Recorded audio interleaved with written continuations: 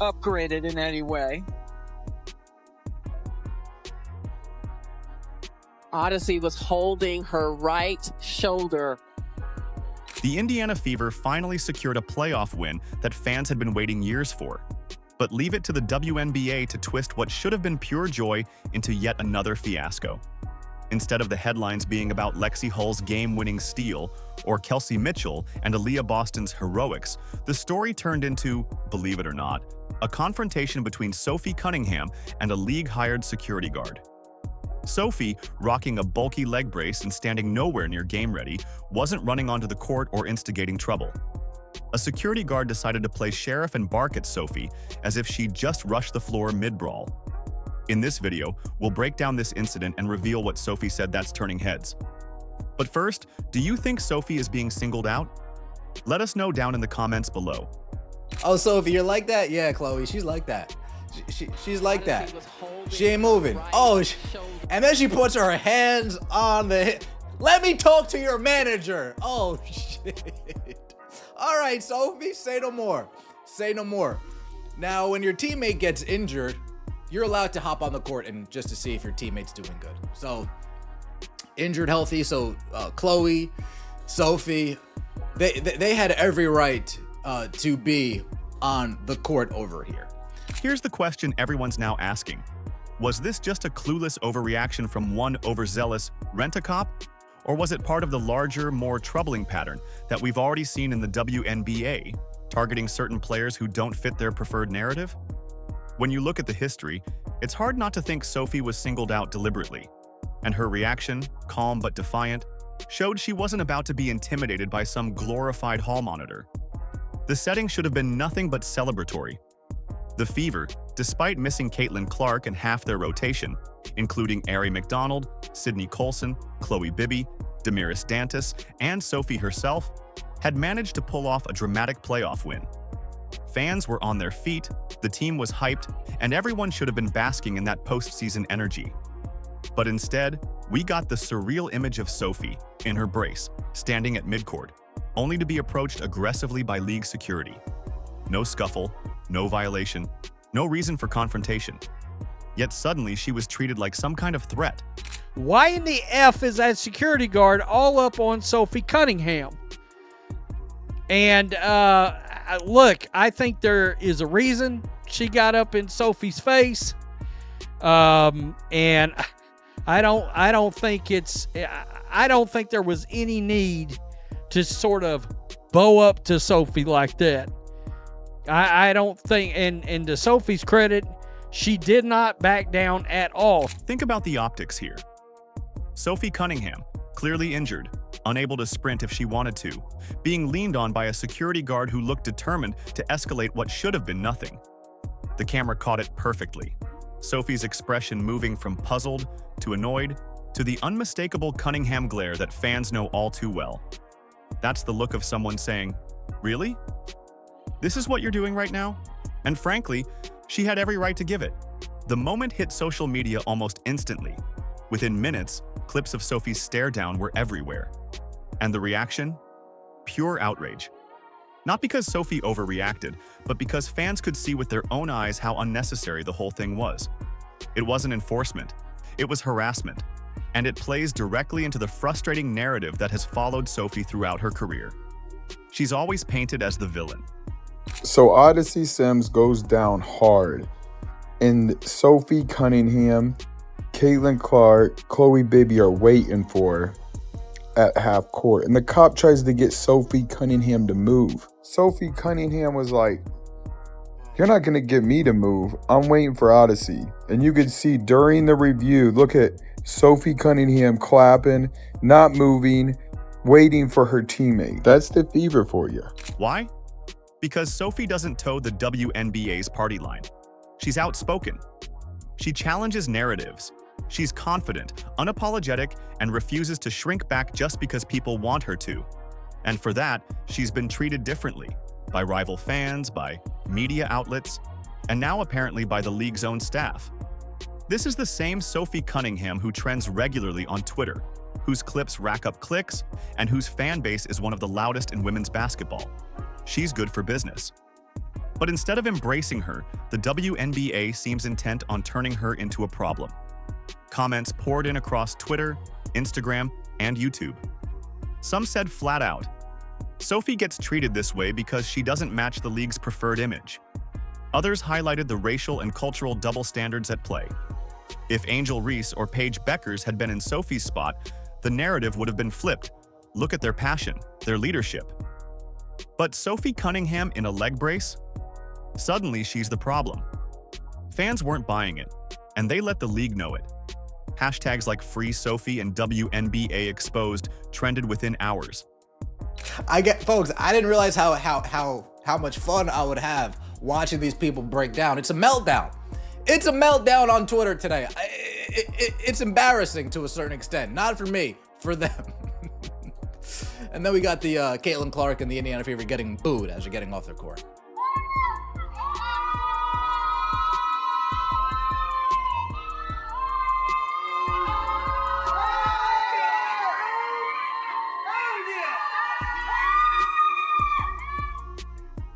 And here's the kicker. Sophie didn't even escalate. She stood her ground. She didn't back down, but she didn't explode either. She just held her space, glared, and refused to be bullied.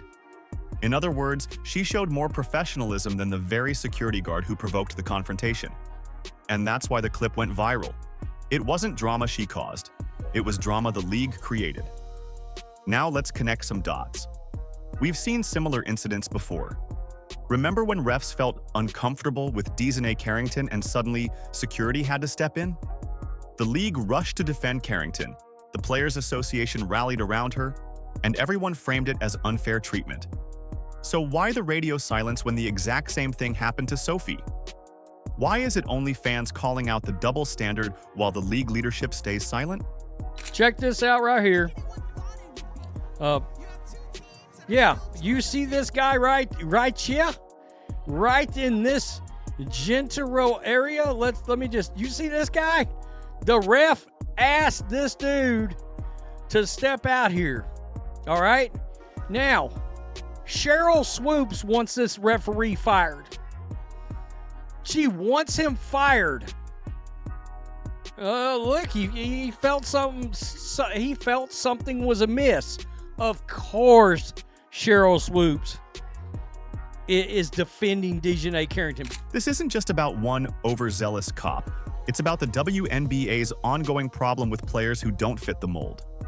Caitlin Clark has been living this reality since her rookie year, getting hacked, shoved, taunted, and targeted on the court while refs swallow their whistles and the league shrugs it off. Sophie, meanwhile, has been cast as the villain for years. Combine those two storylines, and you start to see a disturbing trend. The WNBA doesn't know how to handle stars who don't fit their preferred narrative. Instead of embracing them, they marginalize them. And the irony? Both Caitlin Clark and Sophie Cunningham are exactly the kind of players the league should be celebrating. They're marketable, they're popular, and they drive engagement. Sophie, even when injured, gets fans talking. Clark? She's the biggest draw in women's basketball history, yet instead of protecting them, the WNBA lets referees and staff mistreat them. And when fans see it, they get frustrated, not just with the moment, but with the league as a whole. They hate Sophie Cunningham because she's white, she's beautiful, all these things, right? Let's keep it real. Let's keep it 100, as they say. Sophie Cunningham is the most beautiful woman in this league. All right, she's the hottest woman in this league, and they're mad they can't be her. The fallout was immediate. Within hours, fans were flooding comment sections, ripping the WNBA for embarrassing Sophie during what should have been a joyful celebration. People pointed out how the league had once tried to investigate fans for booing Angel Reese, or how they'd brushed aside flagrant fouls against Caitlin Clark as just part of the game. The same pattern is playing out here. Selective enforcement, selective outrage, selective protection. And every time it happens, the league's credibility takes another hit. And let's be clear, this isn't just bad optics, it's bad business. The WNBA keeps saying they want growth, respect, and mainstream relevance. But you can't achieve any of that when your biggest moments are overshadowed by viral clips of your players being harassed by your own staff. They don't want to see their favorite stars silenced or sidelined. What they want is basketball, played, celebrated, and respected. I completely underestimated the feelings that I would have watching all of the Indiana Fever haters crash out. All of the Caitlin Clark haters, all of the Sophie Cunningham haters, anything to do with the Indiana Fever, the people that are just so quick to hop on Twitter and say something negative, to hop on media and say something negative, to take credit away. I underestimated how good it feels watching these people crumble. And here's where the story really snowballs. Because the more fans talked about Sophie's confrontation, the more they started digging. They began piecing together the bigger picture. The repeated double standards, the repeated mistreatment, the repeated failures to protect players like Clark and Sophie. And suddenly, this wasn't just a viral clip. It became a case study in everything wrong with the WNBA's leadership, officiating, and priorities. Here's where things take a sharp turn from frustrating to flat-out revealing. Because Sophie Cunningham isn't just another player in sweats on the sideline. She's outspoken, fiery, and refuses to conform to the WNBA's carefully curated narratives. She doesn't bow to league-approved storylines, doesn't soften her edges for media comfort, and certainly doesn't play the role of the smiling mascot they'd prefer. She's not Paige Beckers, WNBA's chosen replacement for Caitlin Clark. She's not Angel Reese, the league's chosen controversy machine. Sophie is something they can't quite box in, and for that, she's been a target for years. Poor Sophie.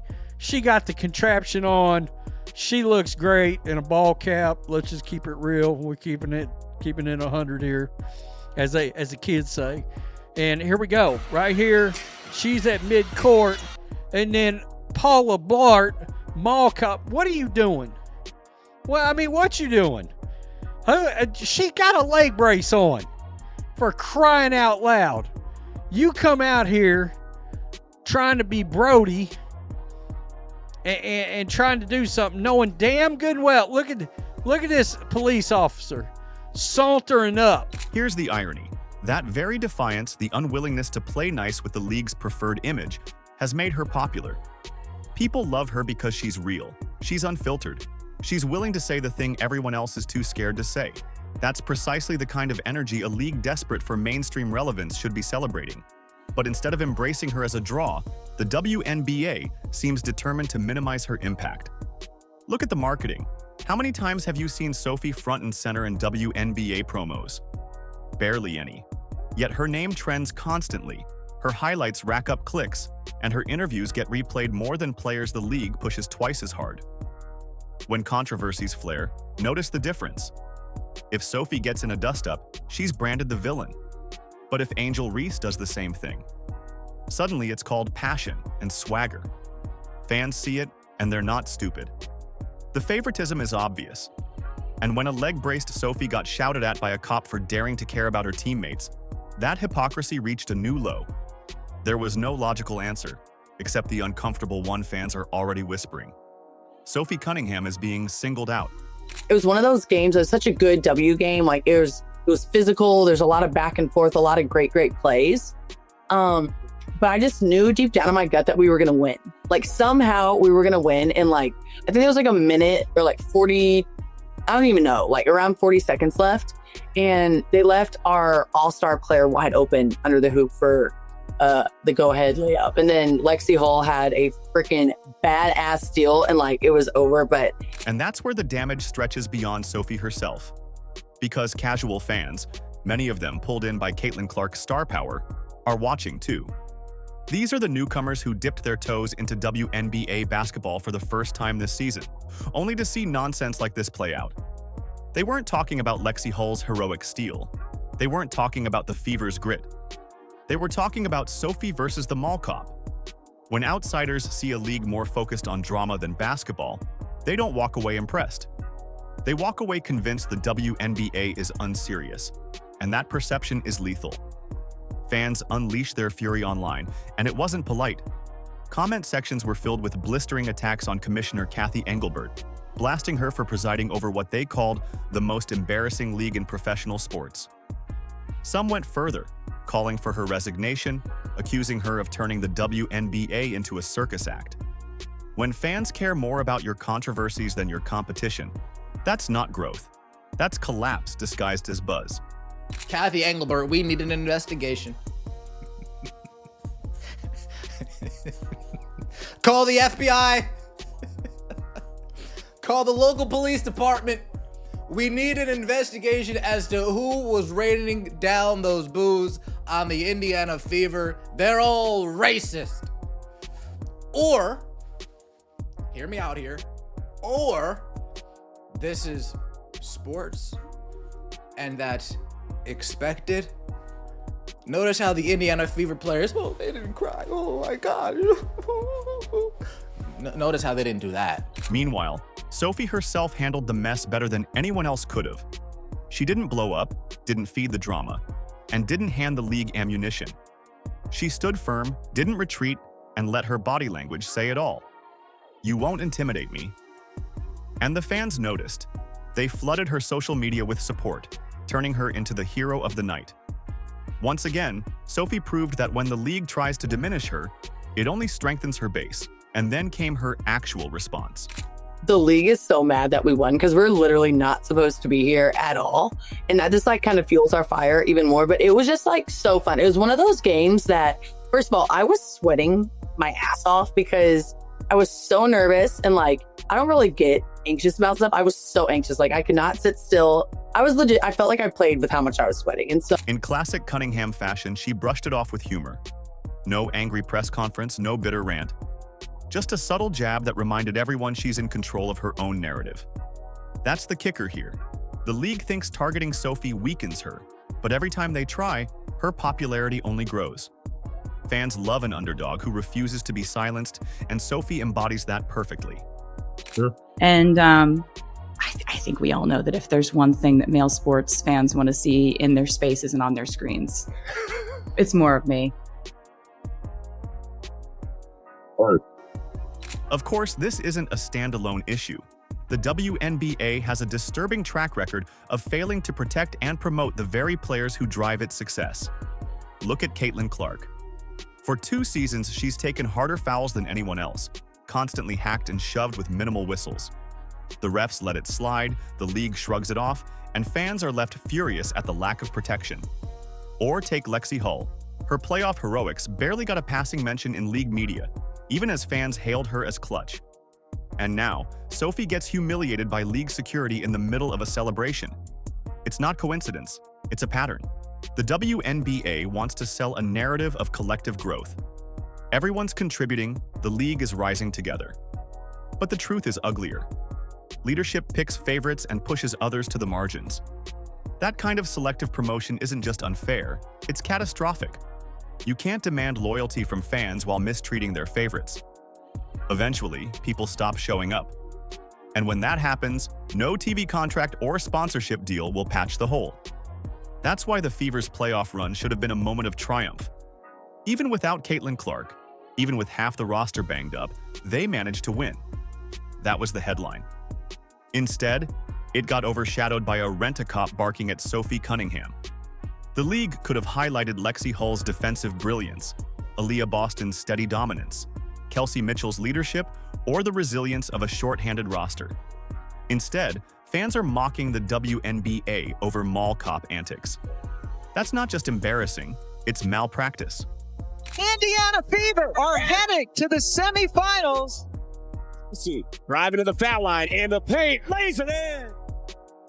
Sims crossover left to right, gets into the paint, layup, good.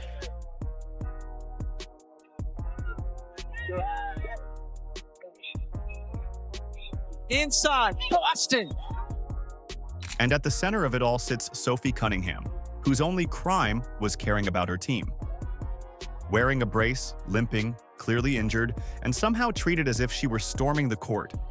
That one scene told fans everything they needed to know about how the WNBA treats players who don't fit their mold. And the backlash isn't dying down, it's building. Every clip, every tweet, every meme adds fuel to the fire. Fans are already framing Sophie as the underdog hero standing up to a league intent on sidelining her. The league can try to spin it. They can issue bland PR statements. They can downplay the moment. But it won't work. The people have already decided. Sophie was wronged, and the league looks ridiculous again. And that's why this incident matters so much.